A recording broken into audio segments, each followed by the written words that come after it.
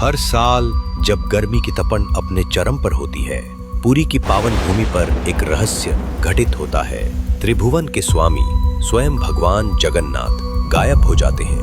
न कोई दर्शन, न कोई आरती, न कोई मंगल ध्वनि। क्यों?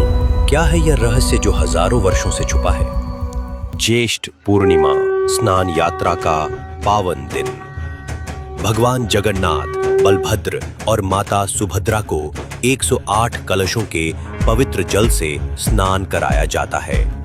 लेकिन इस दिव्य स्नान के तुरंत बाद कुछ अनहोनी घटित होती है। महाप्रभु को ज्वर है, वे अस्वस्थ हैं। और फिर मंदिर के कपाट बंद हो जाते हैं। शुरू होता है अणसर, 15 दिनों का रहस्यमय एकांतवास।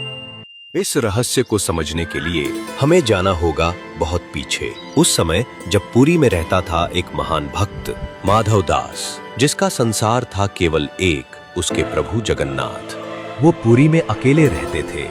वे अकेले बैठे बैठे प्रभु जगन्नाथ का भजन किया करते थे। नित्य प्रति श्री जगन्नाथ प्रभु के दर्शन करते थे। उन्हीं को अपना सखा मानते थे। प्रसाद में जो भी मिलता उसे खाकर ही अपना जीवन यापन करते थे। लेकिन एक दिन नियति ने करवट ली।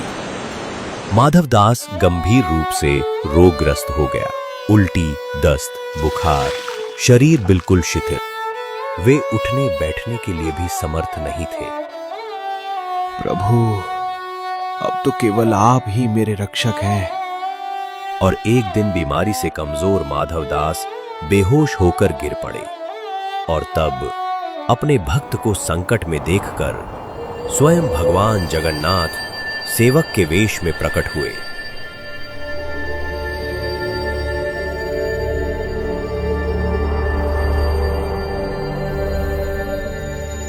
कोई शोर नहीं, कोई चमत्कार नहीं, बस मौन सेवा। उल्टी से सने गंदे वस्त्र धोना, पसीने और मैल से सना शरीर पोंछना, कड़वे काढ़े को धैर्य से पिलाना, यहां तक कि अपने हाथों से उसे भोजन कराना। कोई भी काम छोटा नहीं था प्रभु के लिए।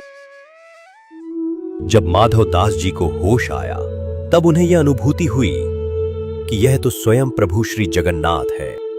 हे प्रभु, ये कैसी लीला है आपकी। मैं तो भजन करता था आपके दर्शन के लिए, न कि आपको इस अवस्था में देखने के लिए।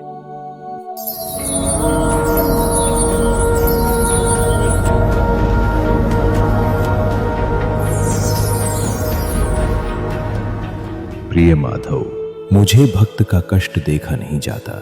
तुम बाहर से गंदे हो सकते हो, परंतु हृदय से पवित्र हो।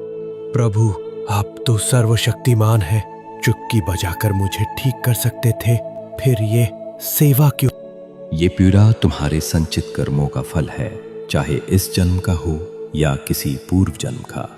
यदि मैं इसे तुम्हें भोगे बिना ही ठीक कर दूं, तो इसे भोगने के लिए तुम्हें अगला जन्म लेना पड़ेगा।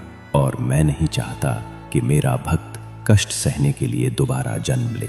अब बस 15 दिन का प्रारब्ध बाकी है, इसे सह लो, फिर तुम मुक्त हो जाओगे। ठीक है प्रभु, मैं सहन करूंगा, लेकिन अब आप मेरी सेवा नहीं करेंगे। तो फिर एक उपाय है। क्या उपाय प्रभु? यहाँ नहीं, श्री मंदिर में जाकर करूंगा। तुम ठीक हो जाओगे और मुझे सेवा भी नहीं करनी पड़ेगी। माधव दास को क्या पता था, ये उपाय नहीं बल्कि भगवान का महान त्याग था। प्रभु ने माधव दास के शेष 15 दिनों का प्रारब्ध अपने ऊपर ले लिया। उधर माधव दास चमत्कारिक रूप से ठीक हो गए। वे आनंद से भरकर भगवान के दर्शन के लिए चले। लेकिन मंदिर में जो दृश्य देखा वो अविश्वसनीय था। भगवान जगन्नाथ बीमार पड़ गए हैं, उन्हें तेज बुखार है। आपको कैसे पता कि प्रभु अस्वस्थ है? अभी आपके आने से पहले एक आकाशवाणी हुई थी, उसी से मुझे ज्ञात हुआ। प्रभु, यह आपने क्या किया? मेरा रोग अपने ऊपर ले लिया। तुम सदा मेरा ध्यान रखते आए हो, तो इतना तो मुझे भी करना होगा ना। मैं थोड़ा अस्वस्थ हूं, 15 दिनों में ठीक हो जाऊंगा। देखो, अब मंदिर के पट भी बंद हो गए हैं। अब तुम्हें घर लौट जाना चाहिए। जो संपूर्ण संसार का दुख हरता है वो स्वयं कष्ट में है।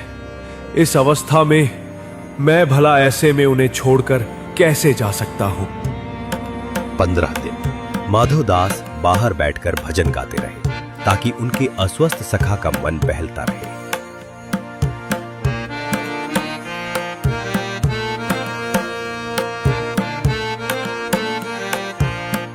15 दिन बाद आज से हर वर्ष मेरे मंदिर के कपाट 15 दिनों के लिए बंद रहेंगे, जब मैं अपने सच्चे भक्तों के रोग और कष्ट अपने ऊपर लूंगा।